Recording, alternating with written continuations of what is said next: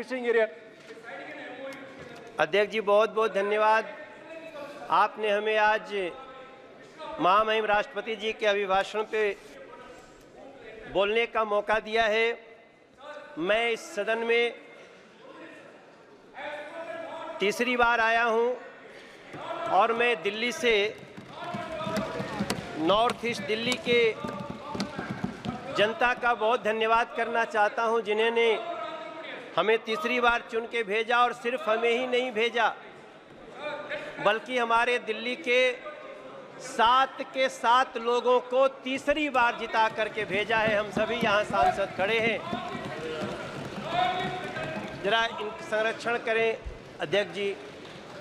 मात्र मुझे ही नहीं भेजा बल्कि हमारे 7 के 7 सांसदों को तीसरी बार भेजा और नरेंद्र मोदी जी में वो विश्वास दिलाया। आज तक दिल्ली में नया इतिहास बना, कभी तीसरी बार 7 सांसद 7-0 से जीत के आए ही नहीं। ये विश्वास है हमारे नरेंद्र मोदी जी के प्रति, देश के प्रधानमंत्री जी के प्रति। और मैं पूरी दिल्ली के सहित अपने लोकसभा के लोगों का बहुत धन्यवाद करना चाहता हूं। माननीय अध्यक्ष जी, हम जब 2014 में आए थे इस सदन में, तब हम एक दूसरी दुनिया से आए थे और जब हम सदन में घुसने जा रहे थे, जब मेरी नज़र पड़ी कि देश का प्रधानमंत्री बनने जा रहे एक व्यक्ति, जिन सीढ़ियों से लोग चप्पल जूते पहन के जा रहे थे, अचानक हमने देखा वो नरेंद्र मोदी जी उन सीढ़ियों पर माथा रख के झुक गए थे। हमारे जैसे लोग जो किसी और दुनिया से राजनीति में आते हैं, उनके लिए एक बड़ा एग्जाम्पल था। मैंने अध्यक्ष जी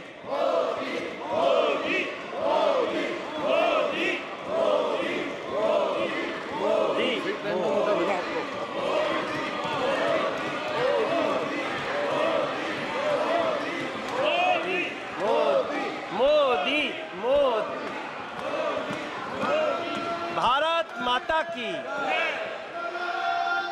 अध्यक्ष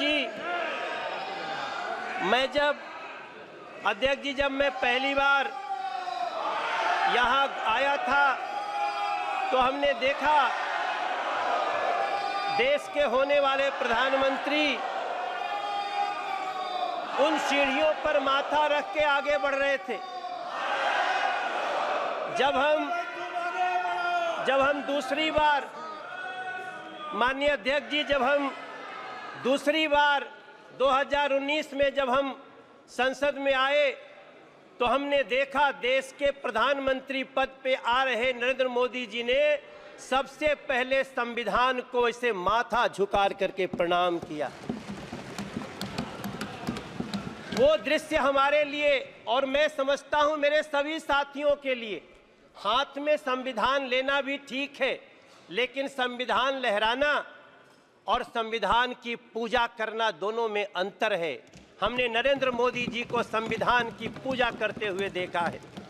इसलिए मैं बड़े ही विनम्रता से कहना चाहता हूं, राष्ट्रपति जी के अभिभाषण के बाद मैं जब दिल्ली के ही अपनी कुछ बातें करूंगा, दिल्ली के ही सौभाग्य को देखूंगा।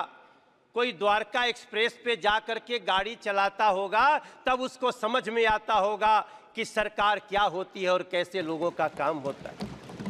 NH24 पे जाते होंगे, आज दिल्ली मेरठ तक चली गई है अध्यक्ष जी। आज लोग दिल्ली में मेरठ से काम करने आते हैं और 35 से 40 मिनट में पहुंचते हैं। तब हम सबको गर्व होना चाहिए। हमें गर्व क्यों नहीं होना चाहिए जब हमें पता चलता है कि देश के 4 करोड़ 22 लाख बेघर को पहली बार घर मिल गया। हमें क्यों नहीं गर्व होना चाहिए अध्यक्ष जी जब 12 करोड़ घरों में टॉयलेट बन जाते हों, जब 52 करोड़ में गांव का आदमी हो। अध्यक्ष जी, हमारी माँ पहले एक हमारी गांव में काम करती थी, उनके लिए हमसे एक बार वो 20,000 रुपया मांग के दी थी और एक दिन वही हमारी माई हमसे कहती है, ए मनोज, तू जाना तला झुरी तिवारी के मेहरारू के उनके घर मिल गए, मोदी जी घर दिले बाड़े। अध्यक्ष जी, हम जानते हैं कि गांव में घरों में टॉयलेट न होने का क्या दंश होता था। हम लोग साइकिल से जाते थे तो सड़क पे खड़ी महिलाएं खड़ी हो जाती थीं। अगर उस दंश को किसी ने दूर किया, वो नरेंद्र मोदी जी, वो सरकार, हम क्यों न गर्व करें इस पे। 13 करोड़ घरों में नल से जल लगा दिए। हम दिल्ली में पाइप से घरों में गैस जा रही है, पाइप से गैस जा रही है, और दिल्ली में एक बैठी हुई आम आदमी पार्टी की सरकार नल से जल तक नहीं दे पाई। हम ये भी दंश इसी दिल्ली में देख रहे हैं। अध्यक्ष जी, कभी भारत मंडपम देखिए। मेरे विपक्ष के भी साथी लोग, आप लोग जाइए। आप जब जाएंगे तो आपको गर्व होगा। आप कभी, हाँ दादा, होता है, होगा। आप कभी यशोभूमि को देखिए, आप कभी बाबा साहब भीमराव अंबेडकर स्टडी सेंटर को देखिए। इसी दिल्ली में जिस बाबा साहब भीमराव अंबेडकर को अंतिम क्रिया के लिए 1 कट्ठा जमीन नहीं दिया गया, बुरा मत मानना, नाराज मत होना, उसी दिल्ली के हृदय में नरेंद्र मोदी जी ने 5 एकड़ में बाबा साहब का स्टडी सेंटर बना के दिया है। ये होता है सम्मान संविधान के प्रति और संविधान के बनाने वालों के प्रति। मुझे बहुत वेदना के साथ टीएमसी के एक हमारे सांसद, मेरे प्रिय साथी, आज आपने एक्ट्रेस के नाम पे क्या दिया, क्या एक महिला को आप देखो, बुरा मत मानना, हाथ जोड़ के आपको ये बात, इस तरह से महिलाओं का अपमान नहीं करना चाहिए। कल्याण दादा, नहीं करना चाहिए। मैं आपसे प्रार्थना करता हूं, आप कोई एक्ट्रेस को सिर्फ देखने वाली वस्तु महिलाओं को न समझा जाए, हम आपसे प्रार्थना करते हैं। हमें गर्व इस बात का होना चाहिए। अध्यक्ष जी, माफी चाहता हूं। अध्यक्ष जी, मैं खत्म करूंगा। मुझे गर्व तब होना चाहिए जब इस दिल्ली में, अब इस देश में, नहीं, हम गुमराह नहीं कर रहे हैं। अगर आप दादा, कोई बात नहीं दादा, अब इस देश में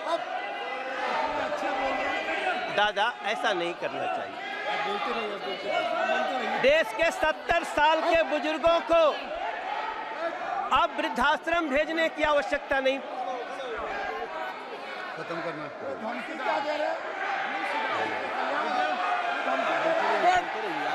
जी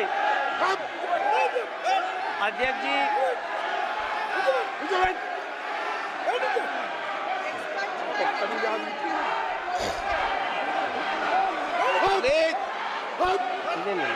प्लीज अध्यक्ष जी, ओके,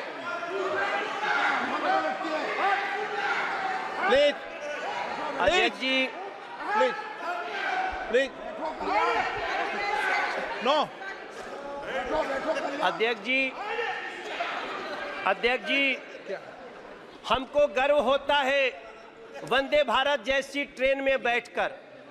हमको गर्व होता है जब 70 साल के बुजुर्ग को अब किसी वृद्धाश्रम भेजने की जरूरत नहीं पड़ेगी, हम उसका इलाज कराने के लिए मोदी सरकार खड़ी रहेगी। हमें तब गर्व होता है। अध्यक्ष जी, हमें गर्व होना चाहिए जब भ्रष्टाचारियों पर नकेल हो। इसलिए मैं प्रार्थना करता हूं अपने सभी साथियों से कि हो सके तो, हाँ गाना तो गाते हैं दादा, हम आप सभी से प्रार्थना कर, अब आज जब यहाँ से हम निकलते हैं तो हमें अपने माँ के नाम से एक पेड़ लगाने का एक अभियान जो शुरू हुआ है उसमें साथ देना चाहिए। चलिए मिलकर के माँ के नाम से एक पेड़ लगाते हैं। दादा, माँ के नाम से आप भी लगा दें। कल्याण जी, माँ के नाम से एक पेड़ लगाइए।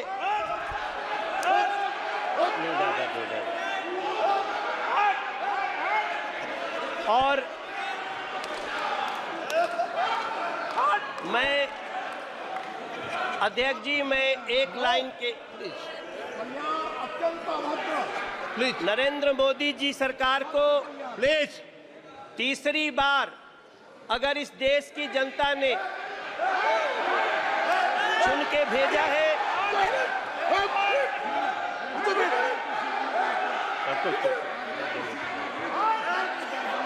अध्यक्ष जी,